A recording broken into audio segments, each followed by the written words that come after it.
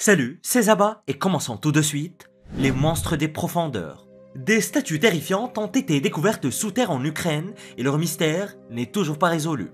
En 2021, un homme, filmant du contenu pour sa chaîne YouTube, Fearless and Far, est tombé sur des statues effrayantes en explorant une grotte cachée recouverte de cristaux en Ukraine.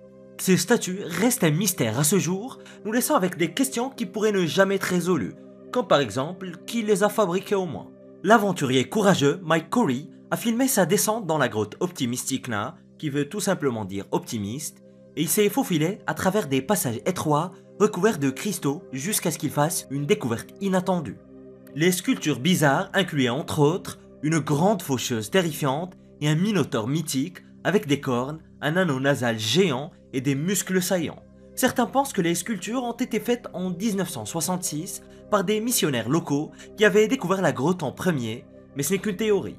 En réalité, personne ne connaît la vérité, et à vue d'œil, il semble très peu probable que des missionnaires sculptent des statues avec des thèmes aussi sombres, comme la grande faucheuse que Corey a dit ressembler à la mort elle-même. Si au moins il y avait eu des statues se rapportant au thème biblique, je serais plus enclin à y croire. Mais ce pourrait également que Corey ait apporté ces statues pour les capturer pour sa chaîne et faire un coup de buzz, mais vu la taille de ces objets, ce n'est pas très probable. Le Minotaure en particulier surplombe l'explorateur, mais Corey n'est pas simplement youtubeur, il est aussi cinéaste et animateur de télévision sur la BBC. Il voyage dans le monde entier et documente des expériences particulières, espérant aider les gens à surmonter leur peur. Il a décidé d'explorer la grotte optimistique après avoir entendu parler de ces incroyables cristaux, dont certains sont censés avoir des millions d'années. Mais il ne s'attendait certainement pas à trouver des statues créées par un artiste mystérieux. Et pour atteindre les statues, Corey a entrepris un voyage de près de 5 heures à travers les passages sinueux et désorientants de la grotte. D'ailleurs, la grotte s'étend sur une distance impressionnante de 265 km, ce qui en fait la 7e plus grande du monde entier. Des sources suggèrent que depuis la découverte de la grotte, il y a eu plus de 50 expéditions dans ses profondeurs. Mais Corey a été le premier à trouver les statues effrayantes des créatures mythologiques, parler d'une découverte unique en son genre. Et pour l'instant, le mystère des statues reste complet. Mais si vous avez des théories, vous le savez, je suis toujours preneur. Le Seigneur de Sipan. Très peu de découvertes dans les Amériques rivalisent avec la magnitude de la mise au jour de la tombe du Seigneur de Sipan en 87.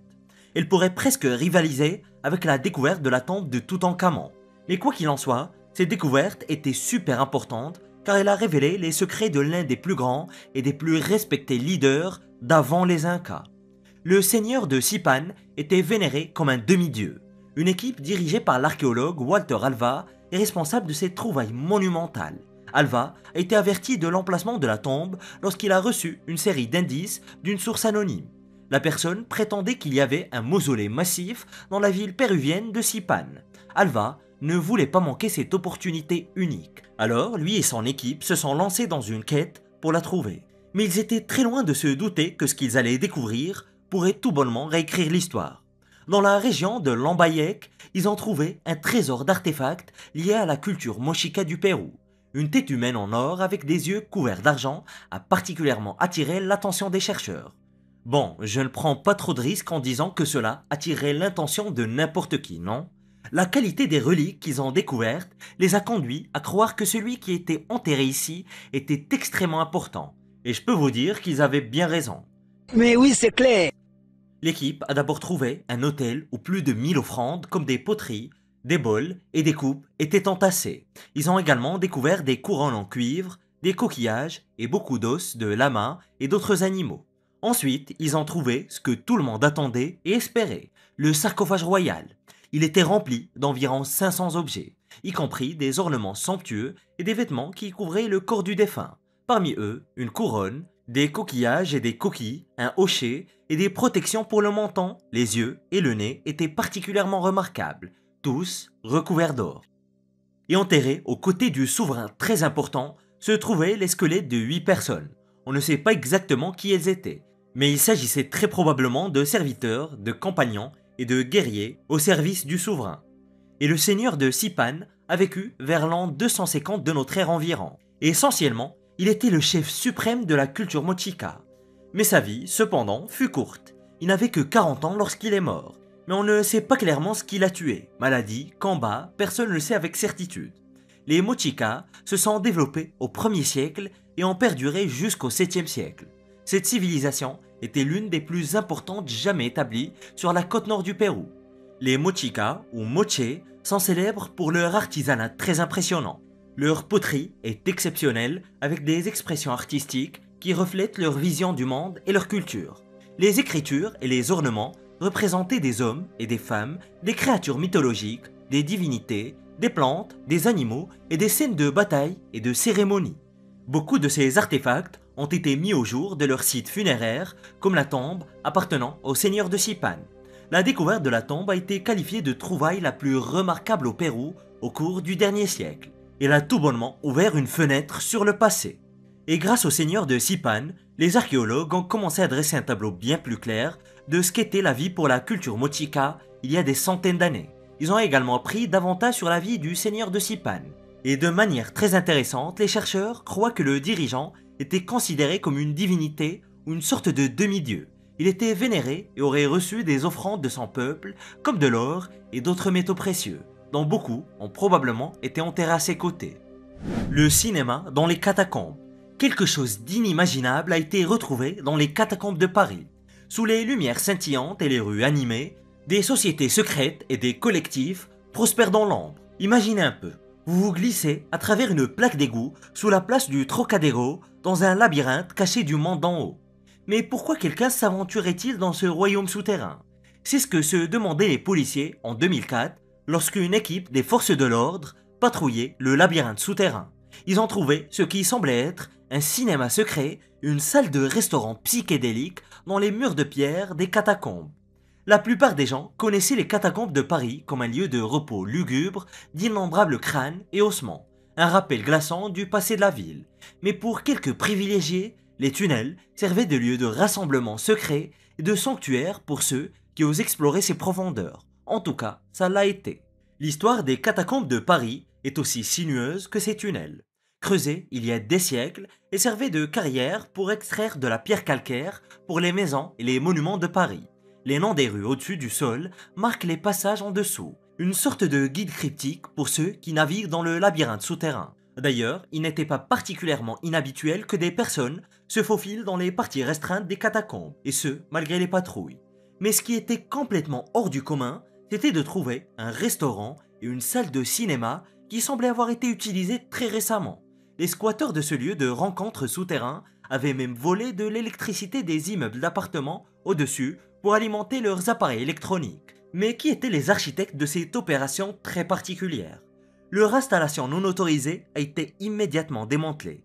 Mais curieusement, ce n'étaient pas les autorités qui l'avaient fait. Après la découverte initiale, les policiers sont retournés et ont alors constaté que le courant avait été coupé et qu'une affichette indiquant « Ne nous cherchez pas » avait été apposée, sans doute par les utilisateurs de ce lieu. Le matériel utilisé, selon la police, semblait de qualité professionnelle.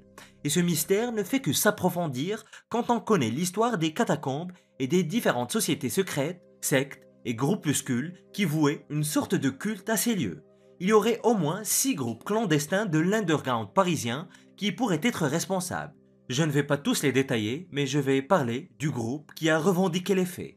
Le LMDP, ou la Mexicaine de la Perforation, est une section de l'Urban Experiment, un groupe clandestin basé à Paris. L'Urban Experiment, ou l'UX, se concentre à l'utilisation et à l'aménagement d'espaces urbains délaissés à des fins non lucratives et sont responsables de l'organisation de festivals de cinéma et d'événements artistiques souterrains. La plupart de ses membres restent anonymes pour des raisons évidentes, mais le chef du groupe, Lazar Kuntzmann, avait admis avoir construit le cinéma et le resto-bar découvert en 2004. L'alien des égouts. Un monstre littéralement jamais vu auparavant a été découvert sous une ville américaine. Les habitants d'une petite ville en Caroline du Nord ont été terrifiés lorsque les titres des journaux ont averti d'un monstre vivant sous les rues. Et pour ceux qui ont déjà vu le film des années 50 appelé The Blob, eh bien ça y ressemble fortement. Le film parlait de cette créature dégoûtante et indestructible qui ressemblait à une masse informe.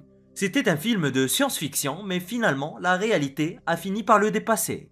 Les habitants de Caroline du Nord avaient peut-être trouvé l'inspiration derrière ce film d'horreur bizarre en 2009. ils ont vu quelque chose dans les égouts. En avril 2009, une vidéo a commencé à circuler en ligne montrant une créature mystérieuse accrochée aux parois d'une conduite d'égout privée dans la ville de Raleigh. Le clip a été filmé par un inspecteur qui a eu la peur de sa vie en examinant l'état du système de drainage. L'inspecteur a vu ce qui semblait être une masse visqueuse et pulsante et elle était de couleur rouge et semblait réagir à la lumière émanant de la lampe de poche de l'homme. La créature avait également des tentacules ressemblant à des veines ou des racines, lui permettant de s'accrocher aux parois qui semblaient également bouger et se contracter.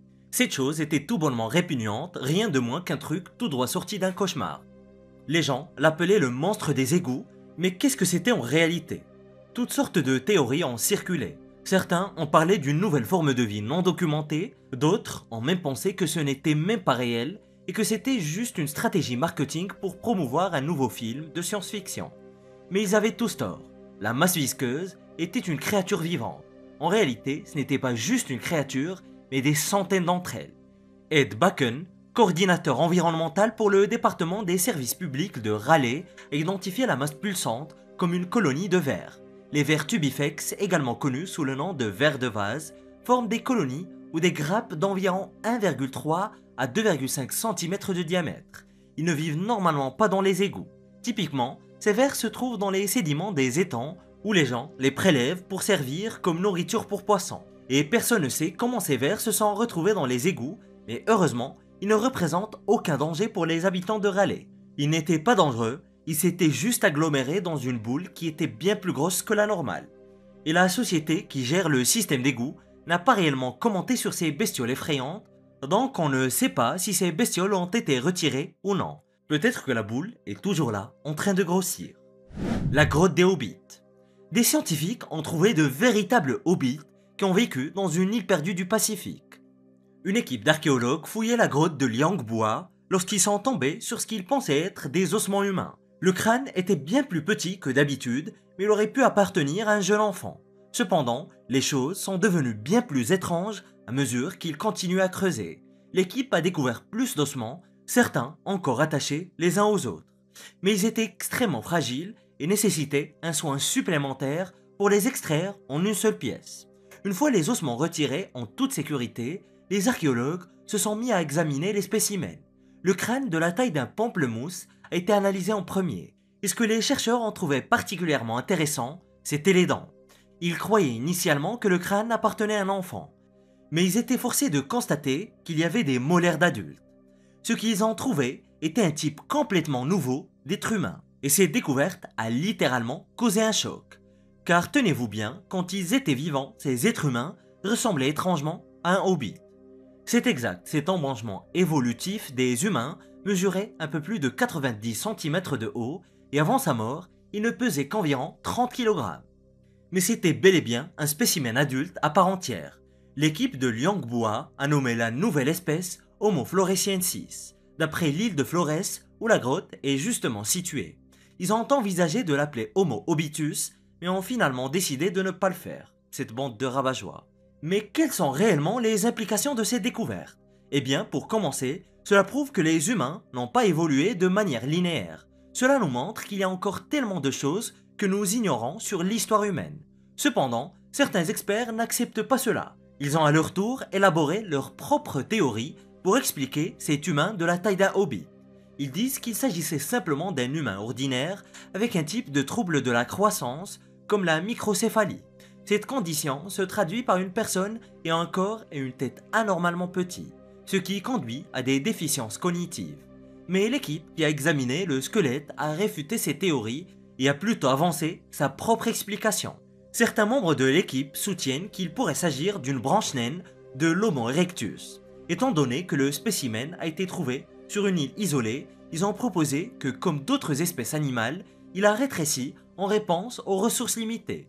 Mais quand est-ce qu'exactement ces petits hommes couraient-ils autour de l'île de Flores? Eh bien, c'est un sujet fortement débattu. Lorsque les premiers tests de datation au carbone ont été effectués en 2003, les chercheurs ont déterminé que le squelette avait 18 000 ans. C'était très surprenant car cela voulait dire que ces hommes hobbits auraient vécu, chronologiquement parlant, plus près de notre époque que des néandertaliens. Mais lorsque les tests ont été répétés en 2016, Soudainement, les scientifiques obtenaient des résultats complètement différents. Les estimations les plus récentes disent que l'homme de Floresiensis a entre 50 000 et 60 000 ans. Et la raison derrière la disparité des dates n'est pas vraiment claire.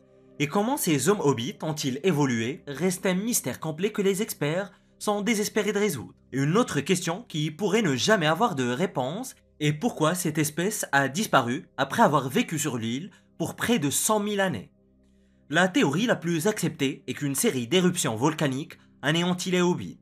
Apparemment, une couche de cendres volcaniques a été découverte sur l'île de Flores, et au-dessus de cette couche, aucun fossile d'hominidés n'a jamais été retrouvé. Mais pour l'instant, nous ne pouvons ni confirmer ni infirmer si c'est la seule raison de leur extinction. Le château médiéval. Laissez-moi vous raconter l'époque où des chercheurs ont trouvé les restes d'un château médiéval enterré sous un hôtel en France. Il est difficile de croire que sous les rues modernes de Bretagne, il y a tout un monde d'une époque révolue.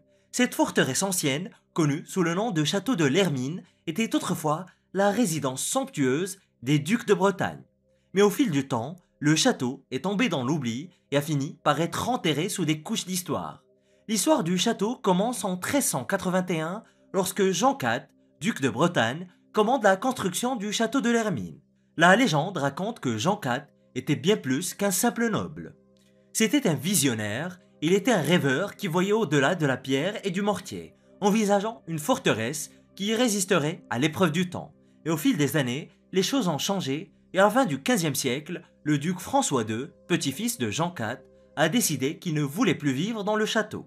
Certains disent qu'il est parti dans les années 1470 parce qu'il s'ennuyait. D'autres disent que c'était à cause de problèmes avec d'autres personnes puissantes. Quelles que soient les raisons, le château a été abandonné, il a finalement été enterré et de nouveaux bâtiments ont été construits par-dessus, dissimulant le château comme s'il n'avait jamais existé. De nombreuses années plus tard, en 2021, un groupe de scientifiques est venu à l'hôtel Lagorce pour le transformer en musée. Et lorsqu'ils ont commencé à creuser, ils ont été choqués de trouver le château caché. Ils ont d'abord retrouvé de vieux escaliers, des bijoux brillants et même une douve. Et les murs du château étaient vraiment solides et épais, atteignant les 5,5 mètres d'épaisseur par endroit. Il mesurait 42 mètres de long et 17 mètres de large. Le château disposait même de latrines et de systèmes d'évacuation des eaux usées. Et d'après l'endroit où les conduites ont été trouvées, les chercheurs pensent que ce château avait au moins 4 étages. Et tenez-vous bien, l'endroit était alimenté par l'énergie hydromécanique. Sous le bâtiment, un canal acheminait de l'eau depuis la Marle toute proche. Les chercheurs pensent que la force du courant de la rivière faisait tourner une roue, connue sous le nom de moulin résidentiel, et cette énergie aurait alimenté des processus simples, comme par exemple le broyage du grain. Mais si c'était le cas, il devrait logiquement y avoir une roue. Alors, les archéologues en ont-ils trouvé une? Malheureusement non. Elle était probablement faite de bois, qui n'aurait tout simplement pas survécu à toutes ces années. Mais ils ont trouvé un endroit où elle tournait autrefois. Ils ont également découvert une sorte d'évacuation grillagée, d'où l'eau s'écoulait probablement du canal vers la douve extérieure bordant le château. Dans la douve, d'autres artefacts ont été trouvés, comme des clés et des cadenas, des plats en métal, des boucles de chaussures, ainsi que des vêtements. Ils ont même retrouvé les restes d'un pont-levis en bois qui aurait été essentiel pour quiconque tentant de traverser la douve. Et cette découverte gelée dans la glace du Groenland reste incompréhensible pour les scientifiques. Découvre-la en cliquant sur cette vidéo.